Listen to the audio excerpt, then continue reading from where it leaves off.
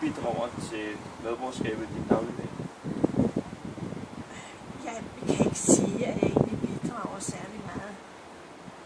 Jeg vil gerne, men altså, jeg gør det egentlig ikke. For at sige det rent ud. Hvis du skulle bidrage med noget til samfundet, hvad var det, du skulle bidrage med? Jeg ville for eksempel gerne være besøgsven. Det har jeg tænkt over. Jeg er medlem af Ældre Sagen, ikke?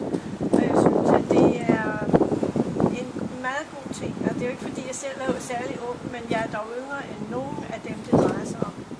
Og så ville jeg faktisk gerne finde en person, som har boet i USA, for det har selv gjort.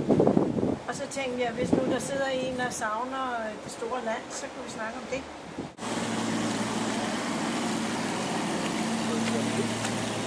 Hvad er medborgerskab for dig? Medborgerskab? Det ved jeg ikke. Jeg synes, man lever meget i sin lejlighed her i København. Jeg har selv boet på landet, så der er der meget mere af den slags, synes jeg. Men det er også, fordi man ikke involverer sig ordentligt, måske. Så der er jo masser af muligheder.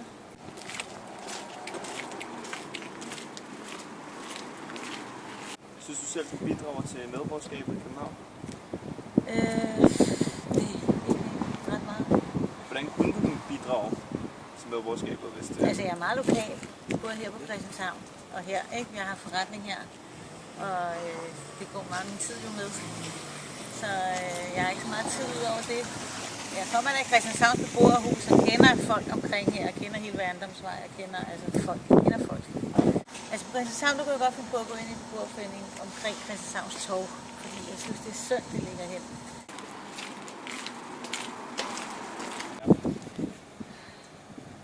Altså det er det sociale. Det handler om, at man har et godt socialt fundament, at altså, der er lighed, der er ikke at integrationen, at man er åben over for andre kulturer. Hvis I kunne bidrage mere til medborgerskabet i København, hvad er så noget, I vil foreslå?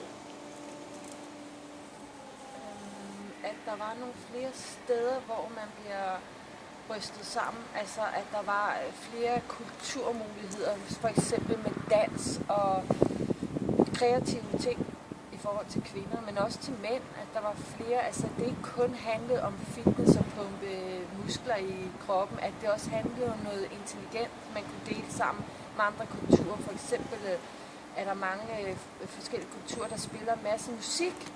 Der kunne vi kunne få en hel masse balkanmusik ind, vi kunne få en hel masse, fordi der er så mange studier rundt omkring her. Så det er bare med at lave nogle foreninger, hvor at man kunne ryste en hel masse mere sammen fra alle forskellige kulturer. Jeg tænker på den demografiske sammensætning i byen, som jeg synes er ret skæv, og begynder at blive mere og mere skæv, hvor at vi får de højere bemidlede ind frem for folk, som måske har lidt mindre liv. Og der tænker jeg på boligsammensætningen, at der skal flere almene boliger til i København. Er man god medborger, hvis man bare betaler skat? Nej, jeg synes også, man skal stille nogle krav. Det er helt sikkert. Man skal stille nogle krav, og det gør folk ikke nok. Vi har været alt for gode til at betale kirkeskat, for eksempel. Altså, alle de der kirker kunne også bruges til de her samlingssteder.